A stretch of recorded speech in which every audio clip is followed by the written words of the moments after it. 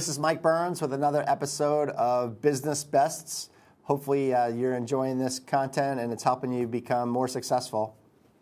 Today, I'm going to focus in on email marketing.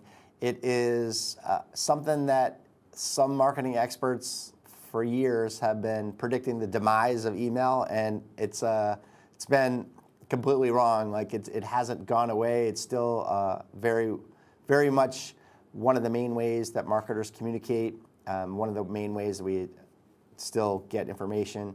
It is evolving, and so to be successful, you got to kind of stay ahead of the curve to know where the old hockey puck's going, that type of thing. So we'll cover some of those trends and such.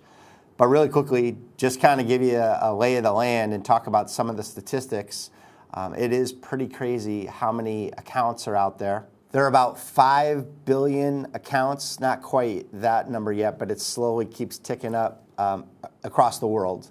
And really, it is something that you would think if email is not going to be important anymore, that these accounts wouldn't be growing, or the users, I should say.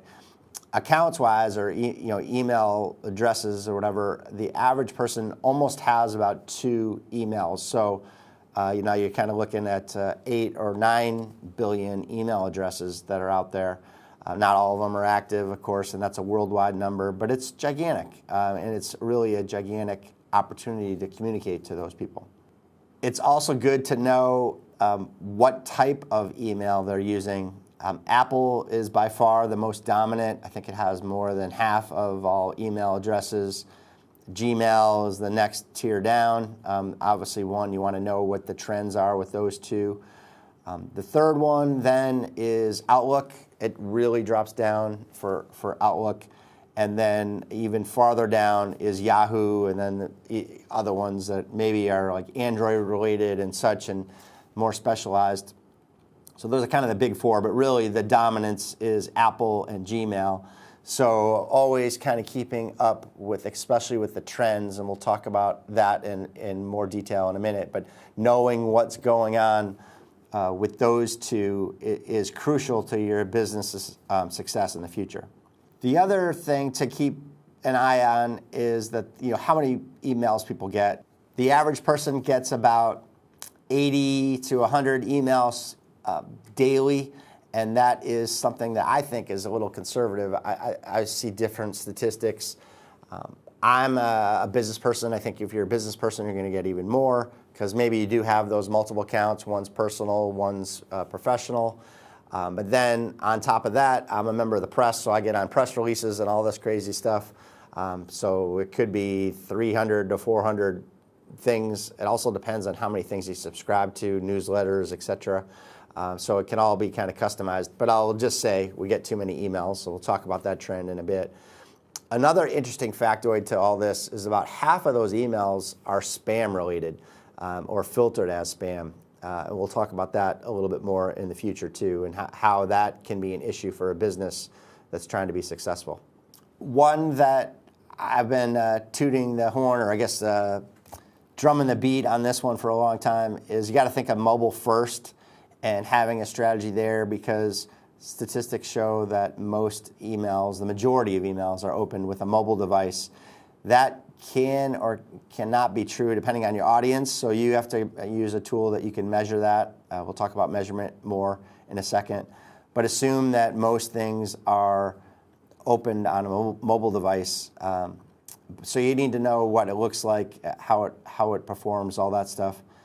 An interesting one is, though, that although opens might be on a handheld device, let's say a smartphone, sometimes the replies, statistics show that more replies can happen on like a laptop or a bigger computer, a bigger screen. So know that could be the case. Figure out how people interact and how they would get back to you if they do reply.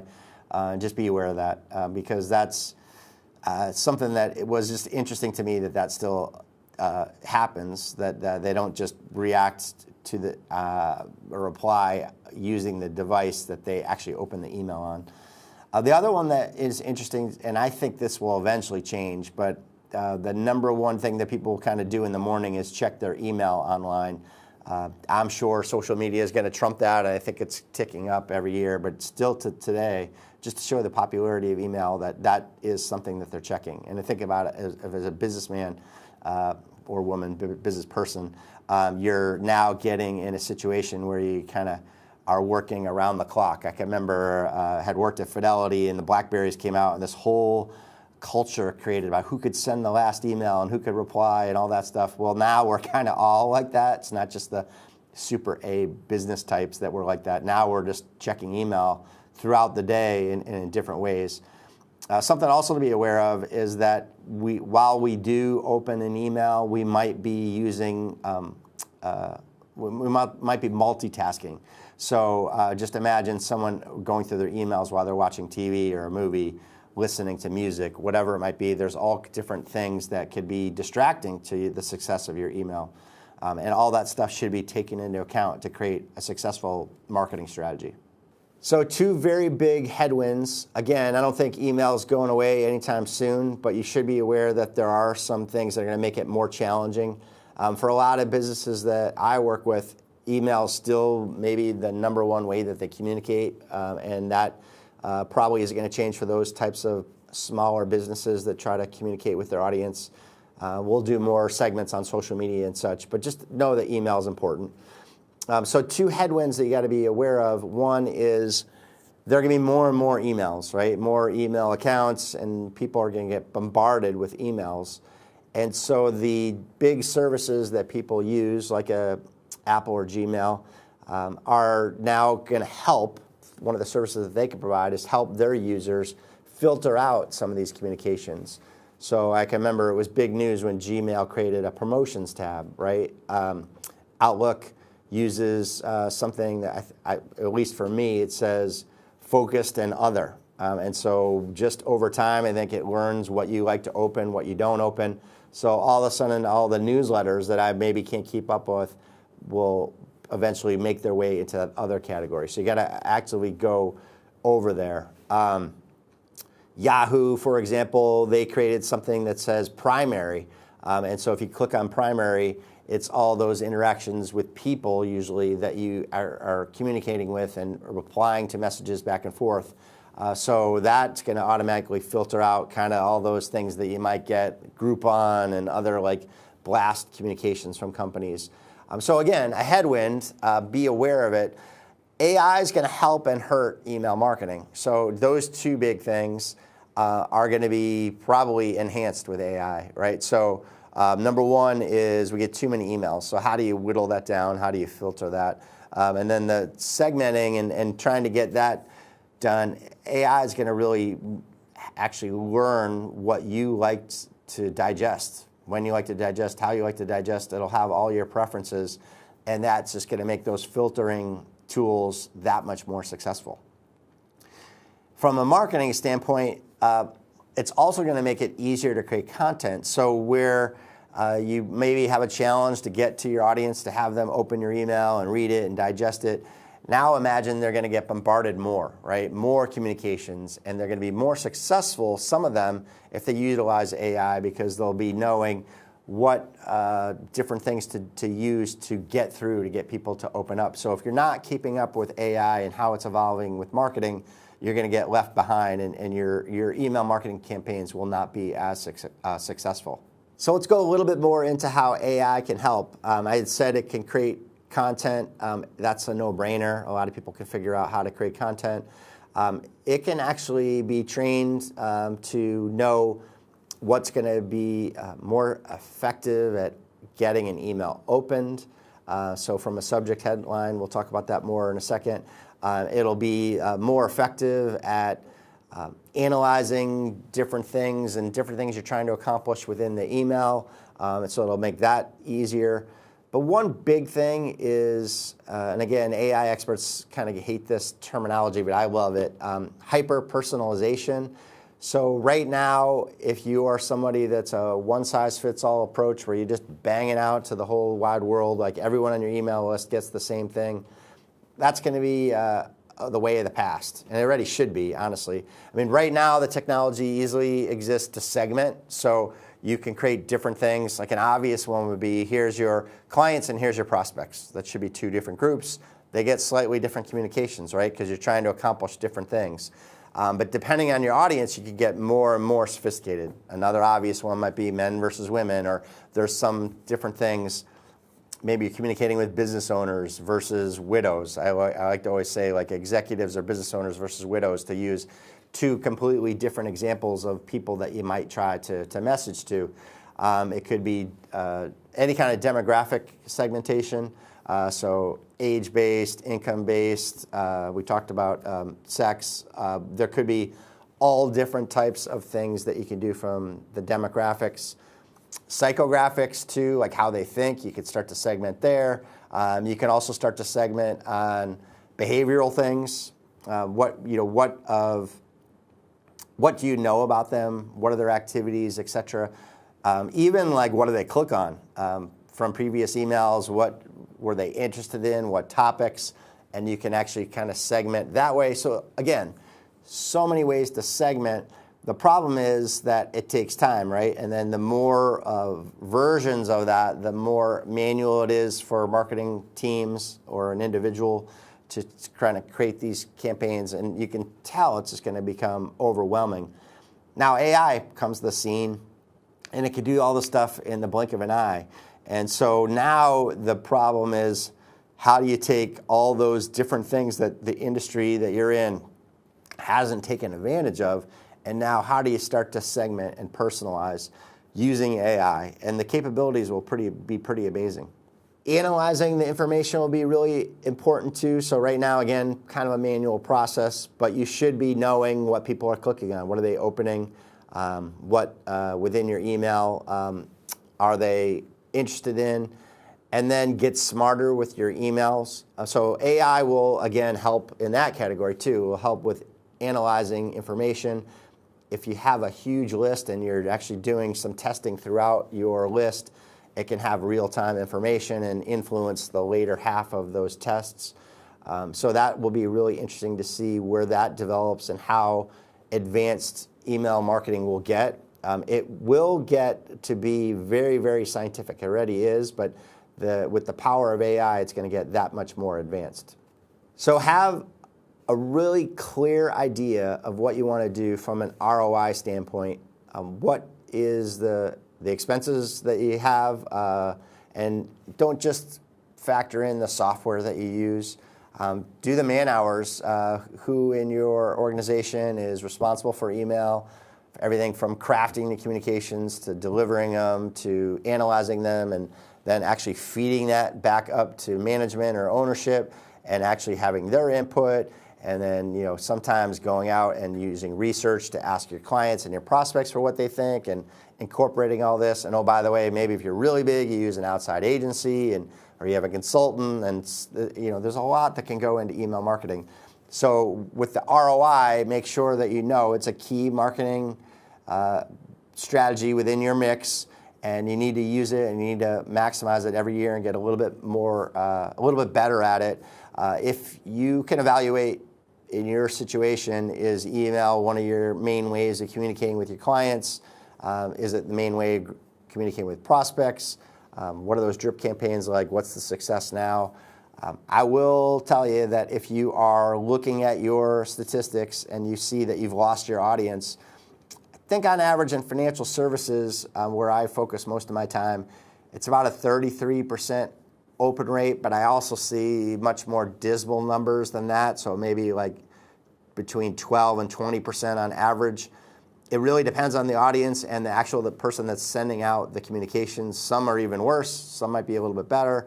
It also depends on what you're sending, but knowing that if you lose your audience, it's way harder to gain them back, because they're going to think, oh, that was something that wasn't for me, so why are they ever going to click on it again? So make sure that your ROI factors in ways to communicate successfully, or you can really be doing a lot of damage. Imagine a year from now, you completely advance your email, but you've lost the audience for so long that they never come back, or they come back too slow. So make sure you're figuring out what you're doing and try to get as good at it as you can to know what your audience wants. I won't get into client research, but because I've done segments on that already, you can go watch those. But knowing what your clients digest is really important. So if you look at the individual statistics, a lot of vendors, I like Constant Contact, there's MailChimp, and there's others that will tell you who opens the email, what time of day, how often. So you can really get very granular into your relationships with your clients and your prospects, strategic alliances, whoever it might be, and think about like, what's your audience and what are they digesting, and get down to that individual information. Now imagine you tie that in with your CRM, your contact management system, and you actually kind of start to evolve like this way to hyper-personalize. You can't do that if you're not gathering data and finding out what they're interested in. But your email needs to be set up the right way too. So going back to the structure of the email, the subject line is super important. You have to think in some ways like the editor of a magazine, maybe be a little bit sensational. Things that, like when I'm in my busy day, and imagine I'm scrolling through my phone and I'm multitasking, and what's that one thing that I got to stop and say, wow, that's of interest, I got to open that email. What I want you to understand is there's all kinds of statistics about how long people take to read a message. I saw one marketing expert say if they had just a few seconds of somebody's eyeballs, they've won. And I don't know what you're sending out, so I don't know if that holds true. That seems like a short amount, but if you're just sending out a flash sale kind of communication, you only need a couple seconds, right, of awareness. But if you're trying to have them read your content and digest it, you're going to want more than that. So again, I can't really share what that number should be, but you want to have some statistics of like how long you hold their attention. And then I'm a big believer of having your content be a teaser. So I like the term snackable, digestible, or a teaser that actually gets them to click. When you have some kind of imagery and a title and a call to action, whatever that might be, and you could get someone to click, then you have another measurement. So people might just be opening the email just to delete it. You never know, right? So, or maybe their spam filter opens the email, and so you're getting false reads on open rates. They're really not as high as they should be. Whatever it might be, a real measure of success for an email is that they actually took some action in your email. So I like to have different things within an email for an e-newsletter, that is, and actually have them have the equal opportunity to be clicked on. So if you have an email, let's say you put out 3 things, each one of them has an equal chance to be clicked on. Obviously, the one at the top has a better chance because of visibility. But then measure, what did your audience click on? What did and get all the way down to that one individual, and then use that information to be smarter each time you communicate. When you get people into whatever you're sending them to, so the obvious one would be a website. So if you send them to your website, you can track there too. How do they come there? How long did they stay there? Was there a bounce rate that was high or low? Did they actually have some kind of track within your website where they clicked on certain pages after that? Were the metrics for the call to action on the website successful? Did they convert people to be clients, for example, or get people to sign up for an event or whatever? So email marketing is actually the funnel to get people to take some action. Maybe it's pick up the phone and call you. Maybe it's visit your website. It could be just read more of something. It could be going to your social sites, whatever. But whatever that call to action is, you want to measure that is successful. Email marketing is very, very scientific. The more you can start to think about this in that manner, the better you'll be. I know there's an art to it too. Marketers and creative people like to really believe that they're the reasons for success. But if you have a large enough audience, a lot of this can be figured out from a ratios and odds and numbers standpoint, and you'll get smarter at this. The nice thing about marketing, I've said this before as a baseball coach, I say it all the time, it's not a mistake if you learn from it. So if you have something that has really dismal success, learn from it and then just be better the next time around.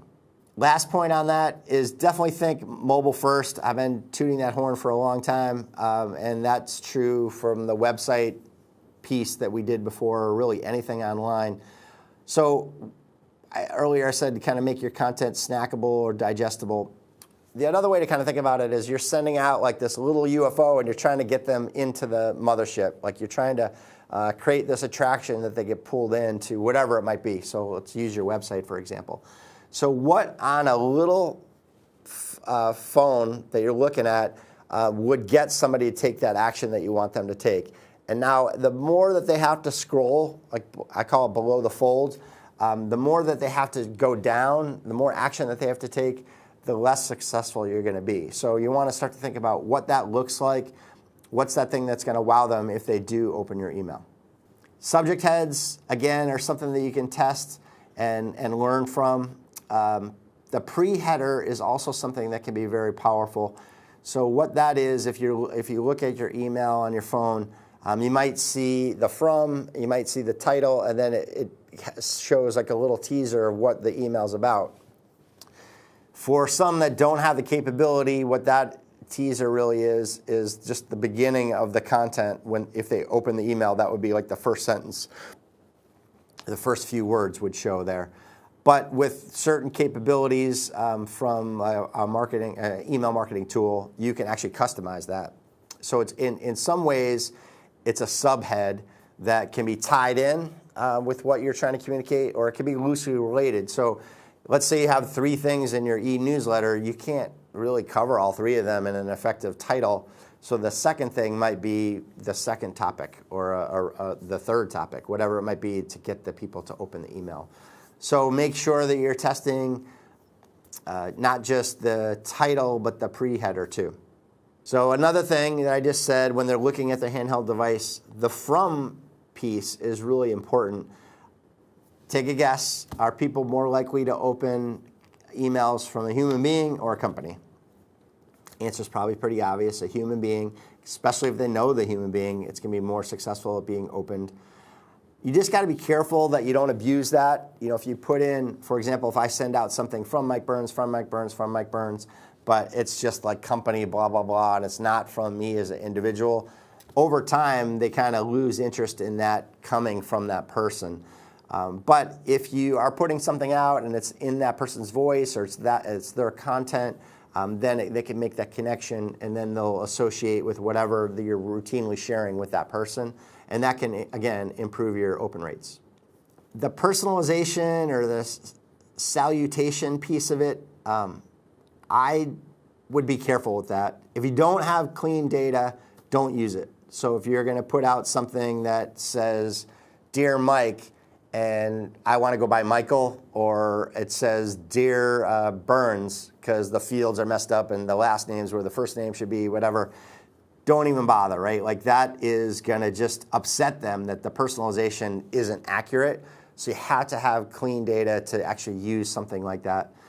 It will work to a certain extent. Like if you're pushing out just generic content and it says "Dear Mike" in it, it doesn't mean anything to me, right? Like I don't think that that's personalized at all. But if it is something in the content is personalized and you use that personal salutation, I'll make a connection that it's customized for me in some way. And so that's where it could work.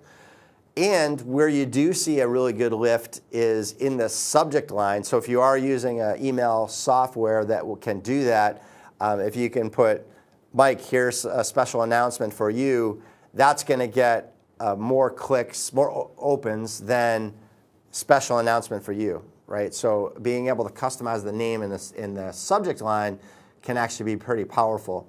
Again, it can backfire. Like, if you're trying to use personalization and nothing's personalized in the email, don't even bother. Like, it's just a waste of time, and it actually kind of backfires because they think that you're a fraud. Like, it feels phony.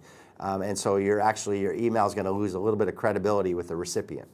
Subject lines, there's a whole science to it. I did talk about like thinking like an editor, or asking questions is a good one, kind of piques curiosity. So like, oh yeah, I got to open that. But this is something that you might want to do A/B testing on. So very simple explanation of that is you got topic A and topic B.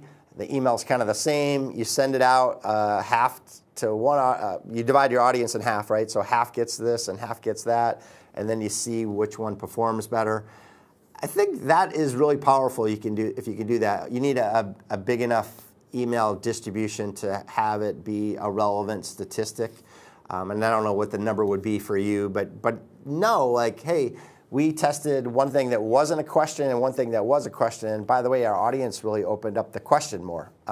So don't just trust that a consultant's here blowing a lot of hot air.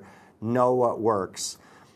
I'm a big believer of listicles too. Like I'm in this world where I can't keep up with everything. So if I know that the content's going to be digestible, if I click and open that up, I'll be that much more likely to click on it.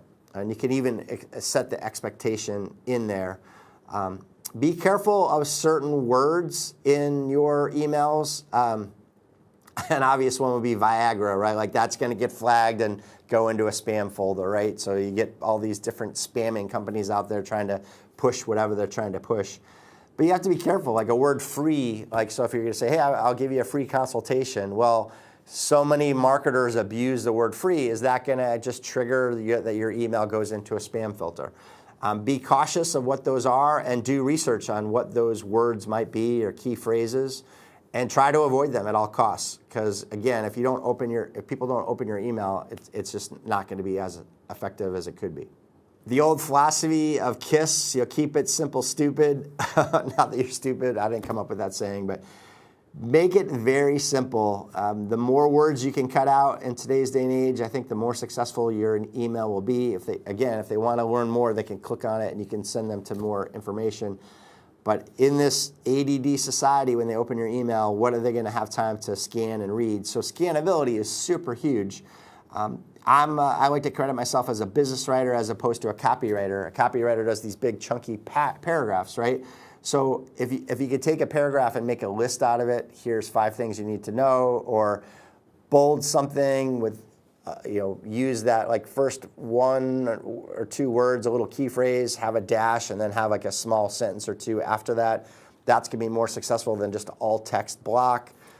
Even within those bolding, sometimes even if you have bulleted points, if you use like a bolded term and then have something after it, those bullets are going to be more successful than just bullets with just all the text that looks the same. From a scannability standpoint, that's how we like to read through things, right? Like we want to go, when we read the newspaper, if we still had a physical one, I've said this before, you're going to go from subject line to title to title to title, and then you'll finally find something you want to read and you dive in. We'll make your email have that same functionality, if you think about it, just in a smaller version than a newspaper, but just like, here's the things that you want to get. Really look at the way that publishers communicate with you, because they have so much content. So whether it is a big newspaper or magazine, so it could be a local, it could be national, like Wall Street Journal, it could be the Boston Globe, I'm here in Boston. It could even be the Boston Red Sox. Like, believe it or not, like major league teams, their websites and their marketing and their emails, they're publishers. So start to figure out all these different kind of sources of pushing out news and how they show it and display it in their email.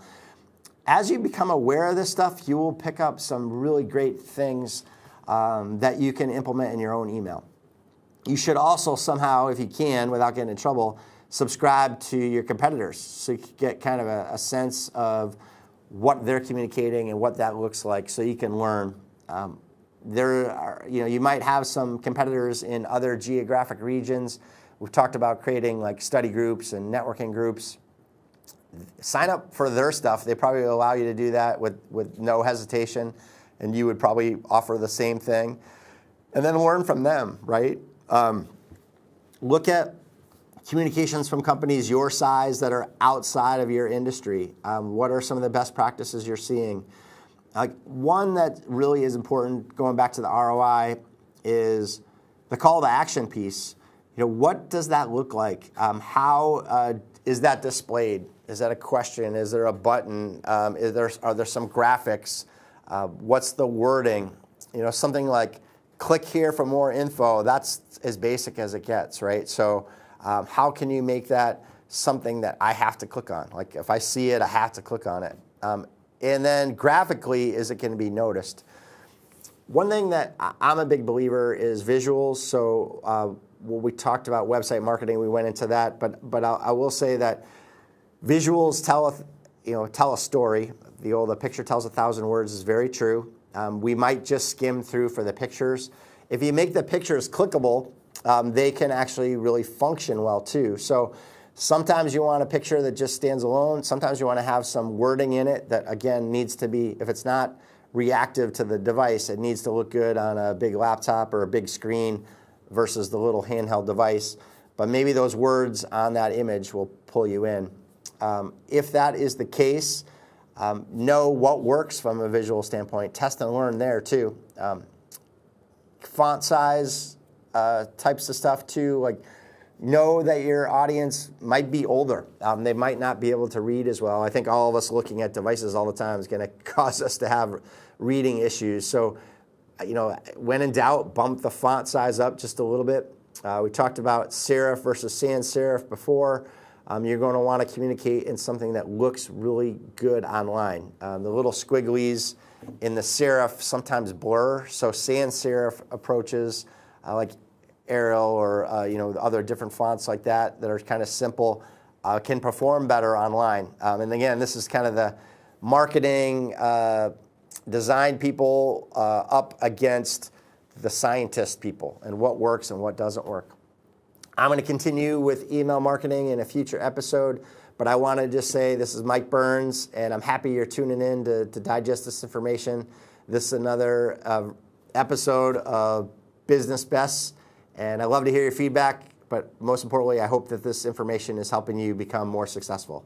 Thank you for your time.